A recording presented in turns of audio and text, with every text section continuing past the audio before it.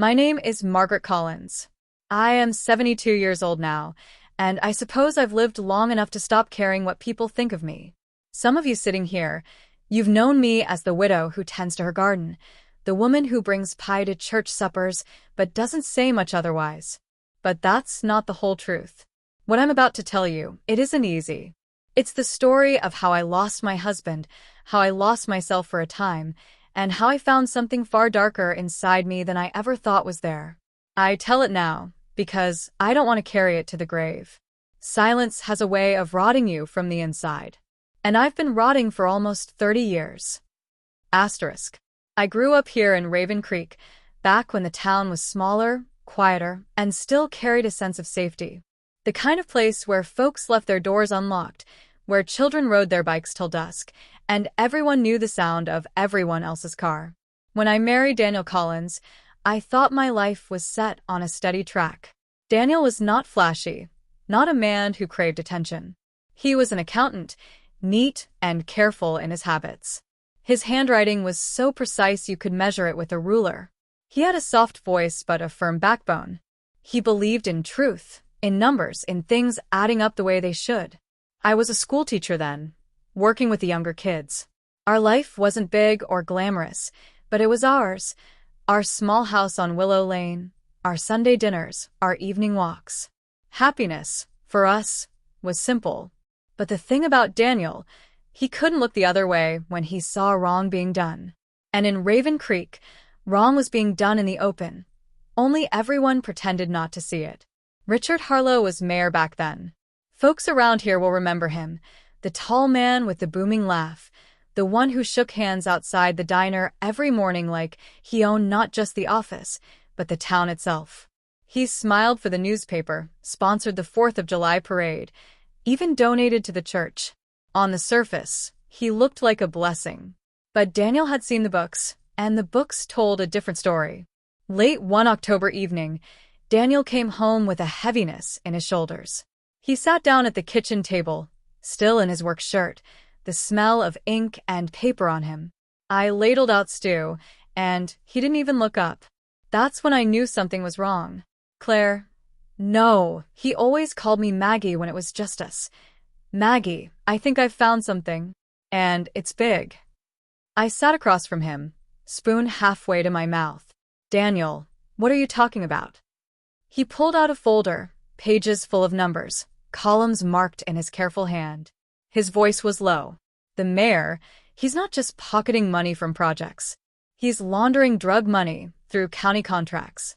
I can trace it line by line. I remember the chill that went down my back. Daniel, you can't just walk into City Hall and accuse the mayor. You don't know what kind of men he has behind him.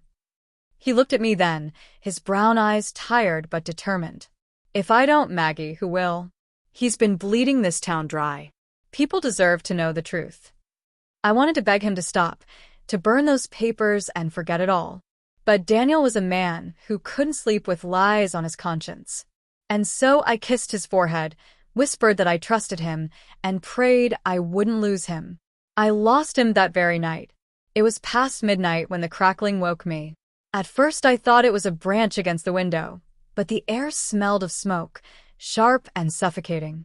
Then came the sound, the roar of fire catching wood, devouring it. I shook awake, choking, the hallway already thick with black smoke. I called out for Daniel, stumbling through the heat. Flames danced up the staircase like they were alive, chasing me. His study, God help me, his study was ablaze, papers curling and blackening. And there he was, collapsed by the desk, as though he had tried to protect his work until the last moment. I grabbed at him, pulled, screamed his name. But he was heavy, and the fire was stronger than I was. The curtains ignited, the ceiling began to groan.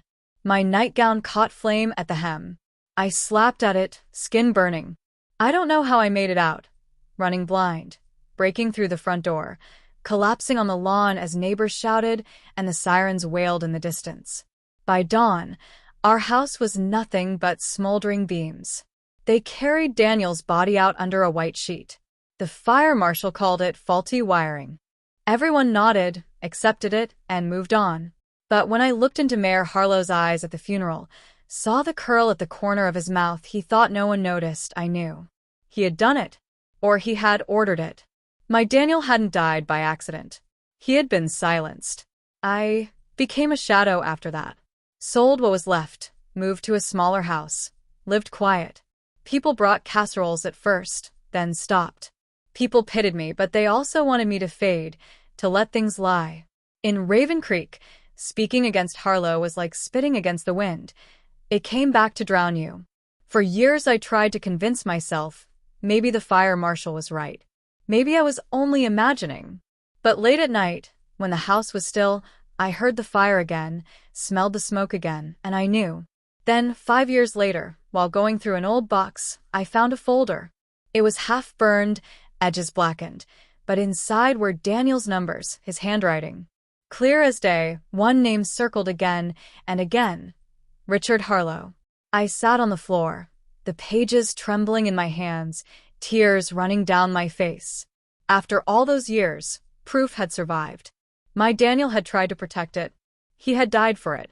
And in that moment, something inside me shifted. I was no longer just Margaret Collins, the grieving widow. I was a woman with a debt to settle. That, I say to you all now, my voice steady though my hands still shake after all these years, was the night I made my choice. I would not die silent. I would not let Daniel's truth burn with him. The man who lit that fire would one day answer for it. You know, people think grief makes you weaker as the years go on. But I'll tell you something different, it can harden you like stone. It doesn't go away, it just sits in your chest, heavy, until one day it becomes something else.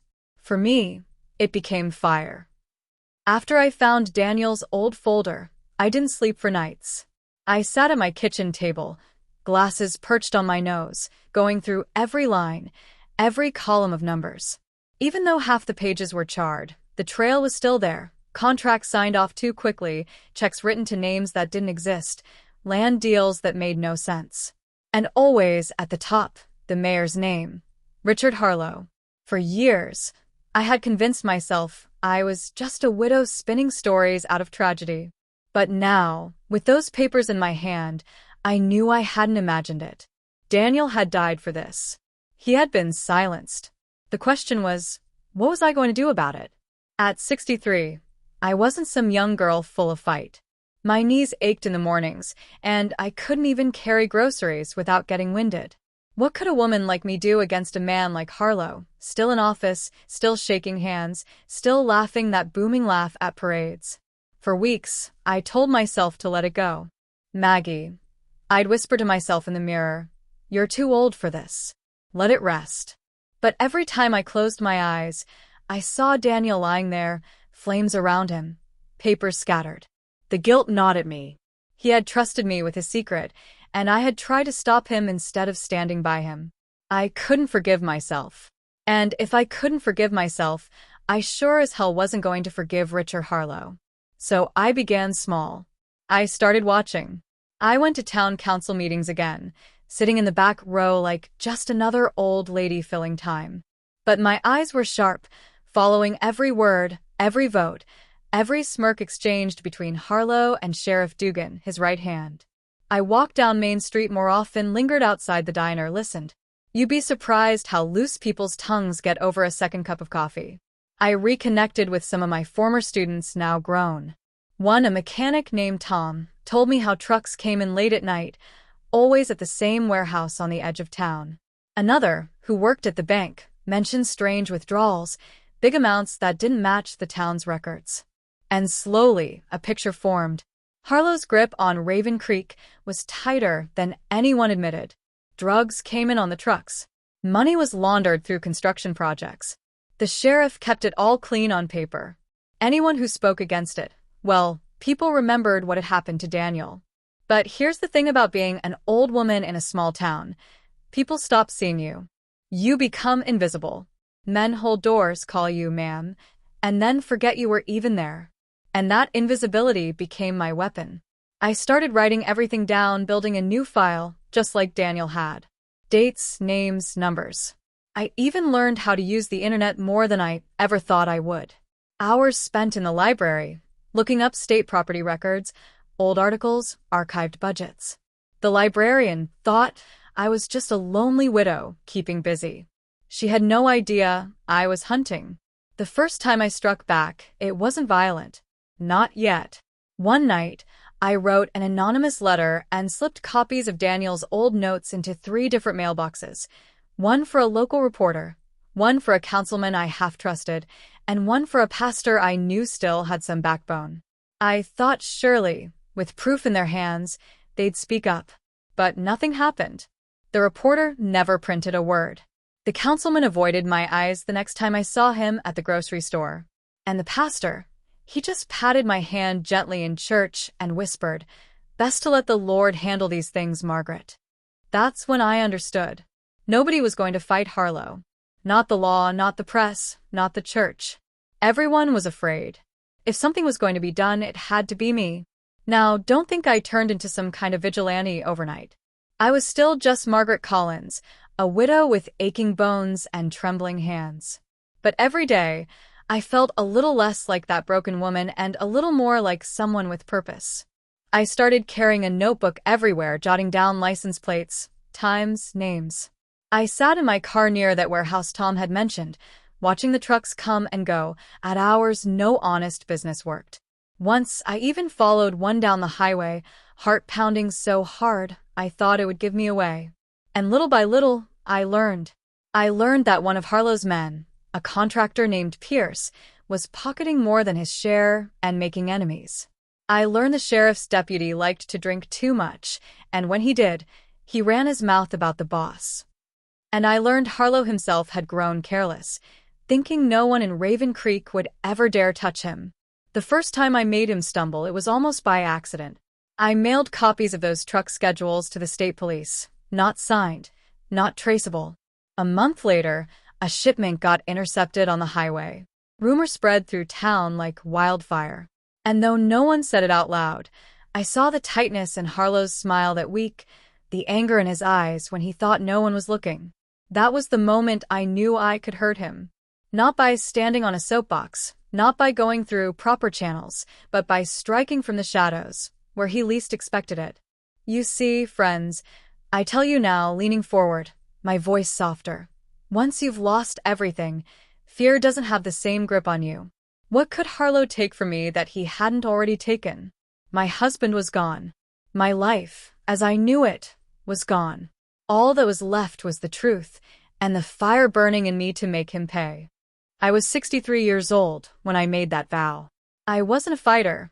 I wasn't a hero. But I was a woman who had nothing left to lose. And sometimes that's the most dangerous kind of person there is. By the time I was 65, I had learned something very important. Revenge is not neat. It is not clean. It doesn't come in bright flashes or in moments you can show off in stories. It is slow, like water carving stone, and it leaves marks you cannot wash off.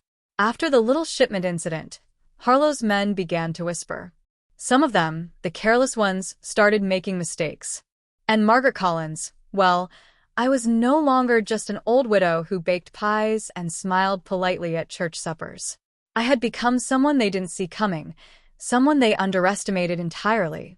I started attending council meetings again, not to watch this time, but to act. I would sit in the back row, jotting down faces, noticing alliances, listening to plans whispered over coffee. Each detail mattered. Each conversation, each glance, became part of my map of Raven Creek's corruption. And then came my daughter, Emily. Emily had left town years ago, moved to Boston, and I hadn't seen her in nearly a decade. When she returned one summer, she found me older, thinner, sharper, more intense. I could see the worry in her eyes. She had always known me as gentle, the woman who could comfort scraped knees and listen for hours to the troubles of 12-year-olds.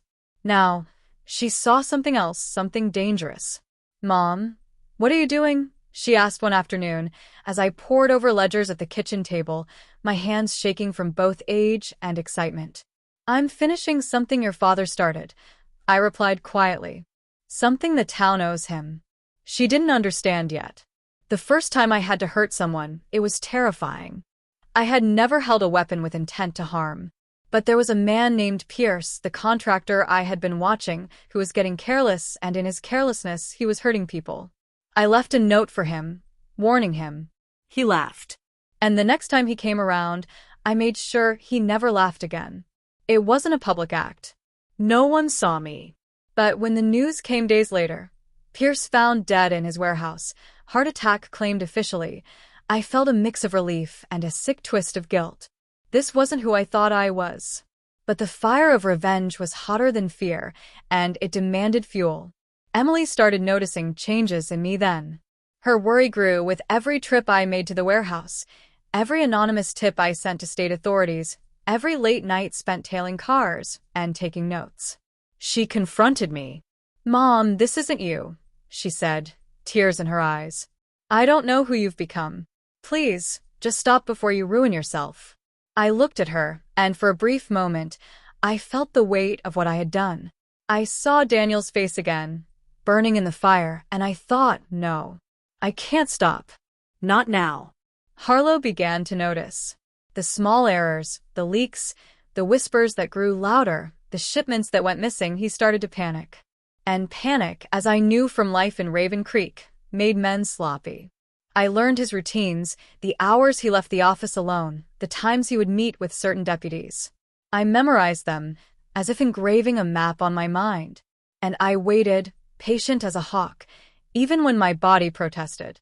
My knees ached, my back screamed after a long day of driving, sitting, watching, but I didn't stop. Then came the night of confrontation. Not against Harlow himself, not yet. This time, it was a deputy, a man who had been part of the chain that killed Daniel. He underestimated me. I cornered him in the alley behind the old mill, just me and him. I wasn't expecting to feel the surge of fear, or the taste of adrenaline as I struck him, immobilized him, and left him trembling, terrified, not knowing what had nearly killed him. Emily was with me afterward, hiding in the shadows. She had followed me, hoping to understand, and instead saw me as something foreign. Her gaze haunted me. She saw the woman I was becoming, someone she didn't recognize, someone who would do whatever it took. "Mom, stop," she whispered, her voice shaking. "Please, don't turn into what you hate." And I told her, honestly, quietly, "I am already past that, Emily. I'm not who I was, but I will make them pay." The weeks that followed were the hardest. Each action, each strike from the shadows, weighed on me. But with every slip Harlow made, every error, every small crack in his armor, I felt the pieces of justice forming. I wasn't young. My hands shook as I wrote letters, as I followed cars, as I planned. But the fire inside me had burned too long to be quenched now. And in those moments of action, I realized something crucial. Revenge is never just about the other person. It's about the person who carries the pain. And I had carried mine for 30 years. Emily started to pull back after that night. She couldn't understand, and she couldn't forgive. That hurt me almost as much as Harlow's crimes. But I also knew one thing clearly. If I stopped now, everything Daniel had died for would vanish with the memory of his death. I never wanted her to see this side of me. I tell you now, leaning back in my chair, my fingers still stiff from years of writing and planning. But sometimes, life doesn't give you a choice. You either fight, or you die under the ashes of what was taken from you. By the end of that year, I had taken down the sheriff in a subtle way, not a gunshot, not a public act, but enough to disrupt his control, enough to make Harlow realize that someone was coming for him. And though my daughter looked at me with horror and disbelief, I felt the smallest spark of hope, hope that the chain was breaking. I never imagined I'd live long enough to see the end of this story. And yet, here I am, 72, sitting in my chair, ready to tell you how it all concluded. Raven Creek never knew the storm that passed through it, and maybe it's better they didn't. But I will tell you, because truth, even when hidden, deserves a voice. By the time I was 68, every step I took was calculated. Harlow had grown arrogant and careless. He no longer watched the trucks as closely. The sheriff's office was fractured. I had Emily at a distance, warning her to stay safe, though she refused to leave entirely. She still watched me, her eyes filled with fear and disbelief. but she stayed. I knew she needed to see the truth to understand. I studied Harlow's routines, as I had for years. I knew his office hours, the deputies he trusted blindly, the times he walked his dog in the park where no one would notice him. I had to plan this carefully. One wrong move, and years of patience, grief, and strategy would have been for nothing. The night came quietly. No one suspected anything unusual. I parked at the edge of town, listening, waiting. Emily had begged me to reconsider, but I only shook my head. I will do this my way. If I don't, Daniel dies again. Harlow's house stood large and imposing, the lights warm, the windows gleaming. He was inside, with the smugness of a man who believed he was untouchable.